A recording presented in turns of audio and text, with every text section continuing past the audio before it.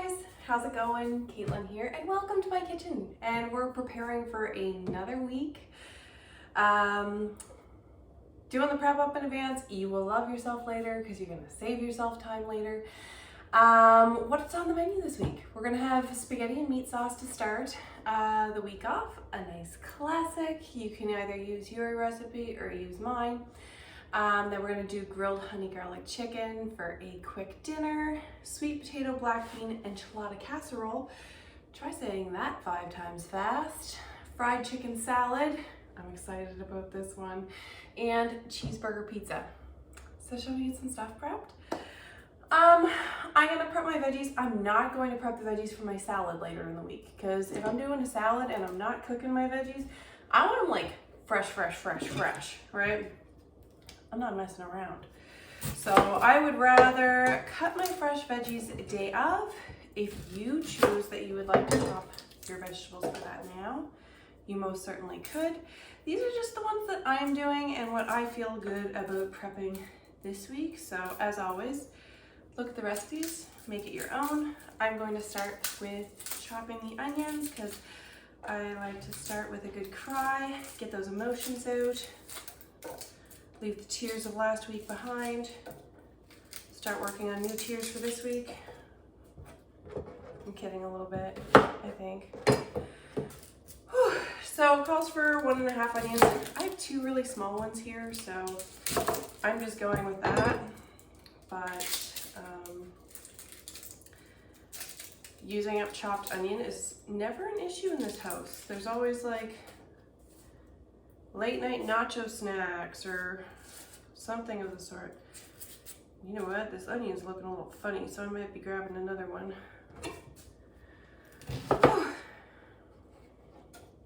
You know what? I don't know anything at all about that onion. Not a fan.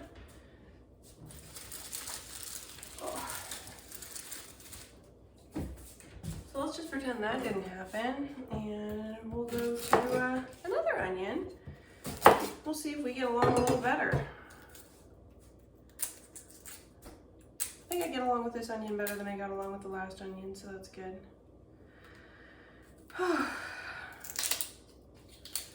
My goodness, I am just at the stage of this belly that I am just, every breath is a little harder than the last one, you know? Or maybe you don't know, which is also fine. But it feels like there's a big old thing in there. Probably with good reason. Okay. So I'm going to chop up my 2 small onions. And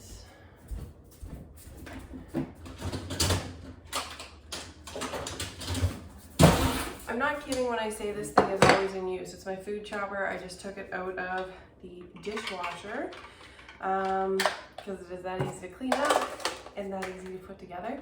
I'll show you while I'm here. Like, the reason why I really like this one is it all comes apart, right? Like it all separates. There's nowhere for anything gnarly to hide. I guess there's some other ones where gnarly things could hide if they felt like it. Okay, on to the chopping.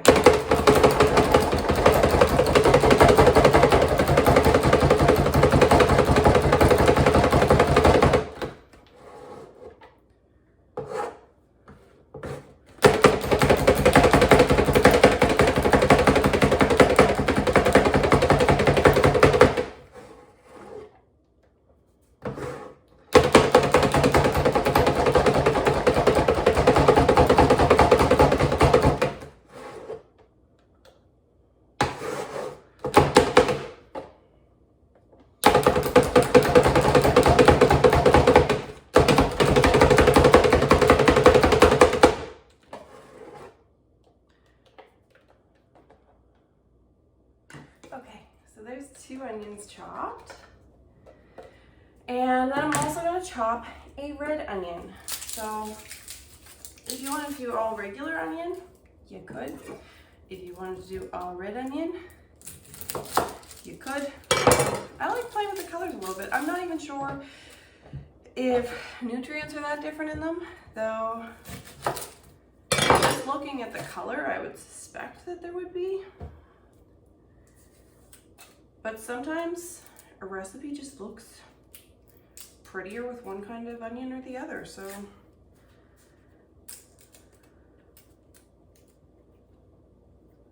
I do not mind switching it up every now and then.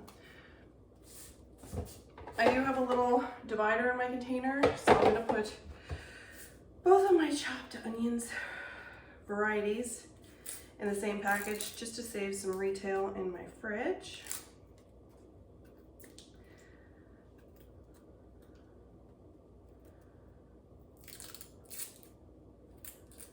Here we go. Whew. That one's gonna do it. Bye-bye last week's tears.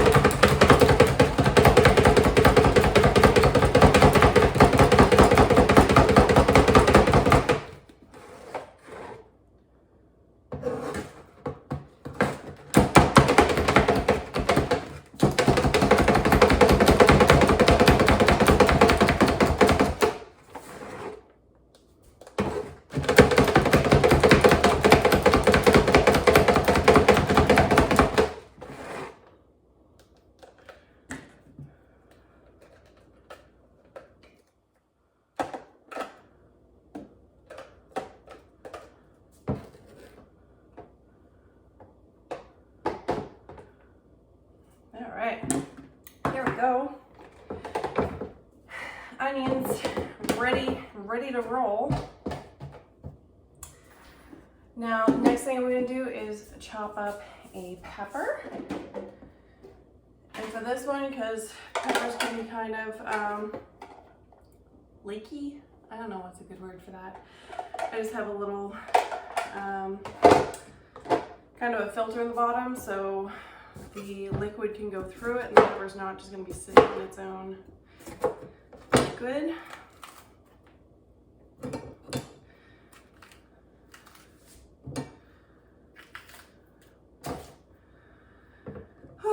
As always, two prep essentials that you always need: a sharp knife and a handy dandy cutting board.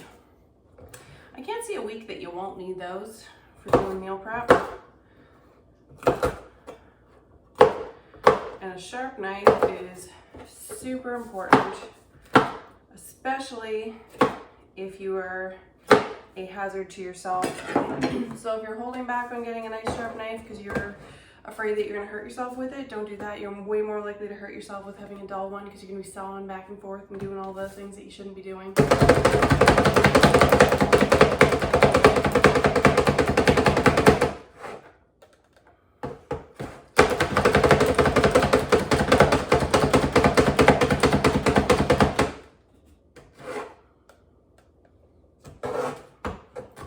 I like playing catch the food with my food choppers, you know, like catch a few pieces in there, go wild.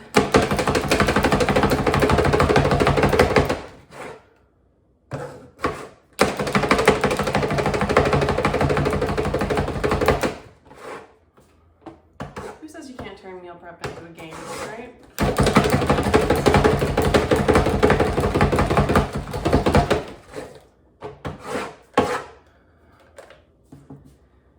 Okay, there we go. Another thing done. That feels good, doesn't it? So there's some prep for a couple things right there. Now, gonna do a couple things. I'm gonna chop up some lettuce. So I've got a container for that right here. Using a bigger one for the lettuce.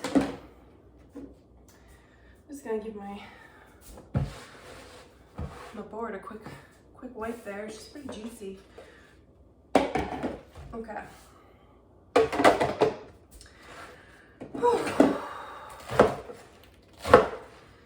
So I'm not doing anything too fancy with this. Just kind of chopping.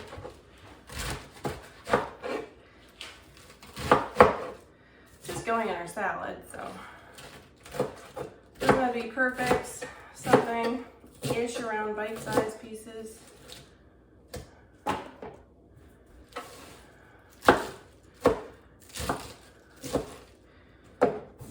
Now, if you have small kids like me, and you have a hard time having them to eat a salad, what I always do is I make mine all in pieces for them. Because I like to have a salad. I know salads are healthy, but I know little kids have a hard time with lettuce. So I will take all the pieces of the salad and I will have all the pieces on their plate, but all kind of separate. I might have a dressing there as a dipping sauce, or they might just be eating some raw veggies, which they also seem fine with. There we go, lettuce chopped. But I always do put a little bit of lettuce on the plate. Most of the time they just put it in their mouth and then they spit it out all over the place and wonder what I just tried to do to them. But the more I give them the things, I figure the more they're exposed to it, the more likely they are to eventually someday put it in their mouth and then keep it there. I gotta grab the cheese. My goodness, the baby brain's bad.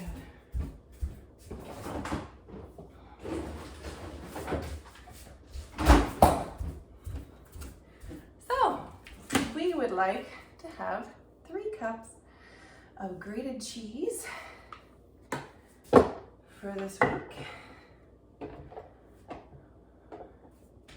My handy dandy measure under the thingamajigger holds about 2 cups. I hear cheese is something you measure with your heart, but it's also not something I'm a fan of, though my family is. So I put it in things for them, and I find creative ways to not have it for myself. So usually cheese is a late addition to whatever it is that we're having, so that I cannot have it in mine. As much as I don't like cheese, it equally does not like me. So it's a fair trade, really. Couldn't have asked for better. I would have hated to be somebody who liked cheese and then couldn't have it. That would just be awful.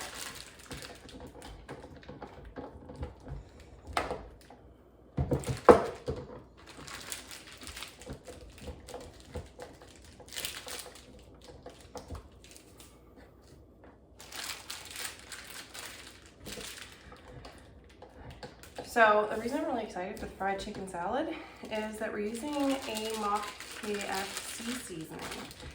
And this KFC seasoning is, you're gonna kind of giggle at me a little bit. The recipe comes from Wikipedia, and it's best guess on what the seasoning is.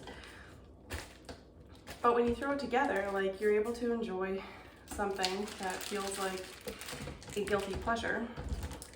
Now, if you are with me in the KFC train this week, know that we are going to be making way more than we need to have for this week. And you can just keep the rest in a jar, and you can store it, and you can use it as you need it. I always like to have it on hand just in case. I also like to use it as a thickener and a seasoning for gravy. So if I'm doing just, you know, a weeknight gravy out of a broth to go with something, then I will throw in some of that as a thickener, and it gives it KFC flavoring. I find that really exciting. I like it. Maybe it's because I haven't been able to have KFC for 7 years. But hey, if you can do it at home, why the heck not, right?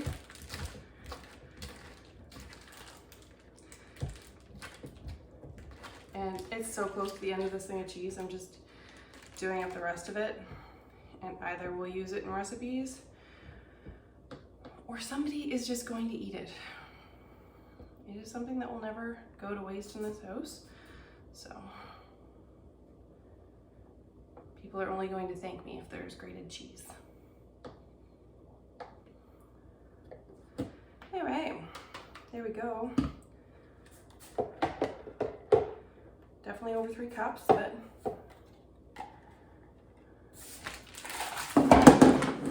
whatever. Okay.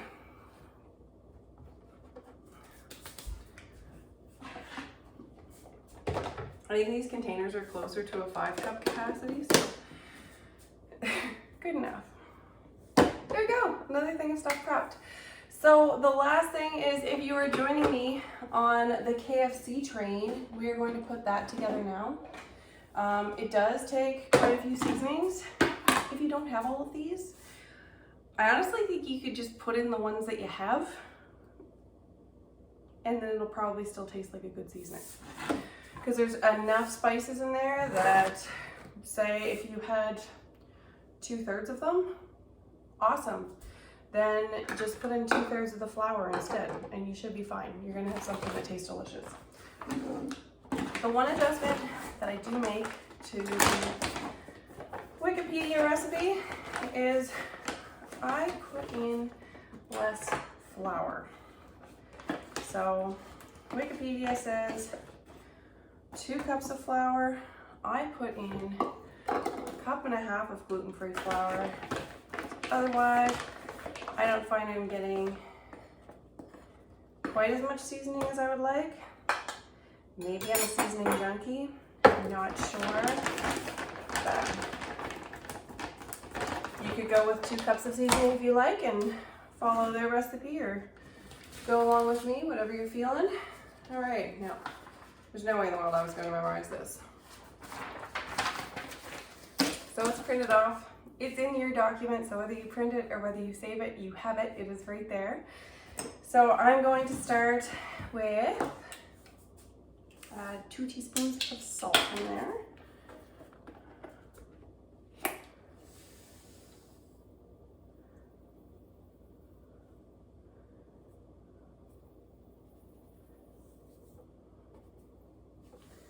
There we go. Then 1/2 tablespoon of thyme.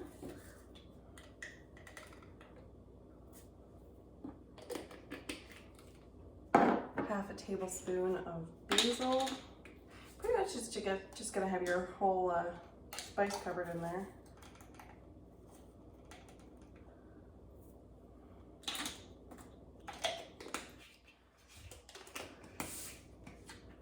Teaspoon of oregano.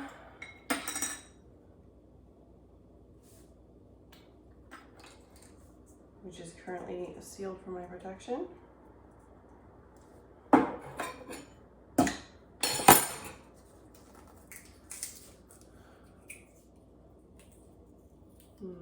That smells nice. So some of these you could play with too. If you don't happen to have thyme and basil and oregano, you can just sub in the same amount for Italian seasoning. I think that would do fine. So get creative, play with it. It's not gonna taste bad. It's gonna taste great. 1 tablespoon of celery salt. Oops. And you know, just a little bit extra for good measure. That's fine, it'll taste good. Tablespoon of dry mustard.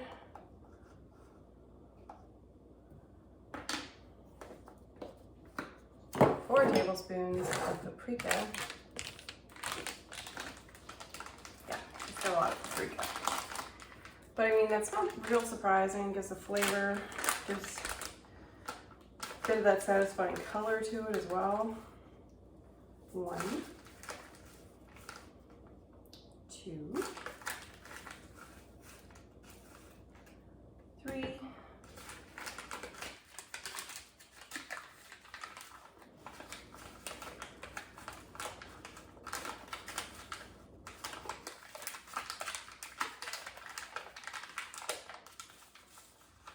4, 2 tablespoons of garlic salt. I don't know what the difference is between garlic salt and garlic powder and granulated garlic, so it's always just been equal substitutions for me. Clearly not a professional, but I'm not buying a bunch of different kinds of garlic. That just seems silly. A tablespoon of ginger. and 3 tablespoons of white pepper, which it does mention on Wikipedia was one of the ingredients that the original people did remember as being a key ingredient.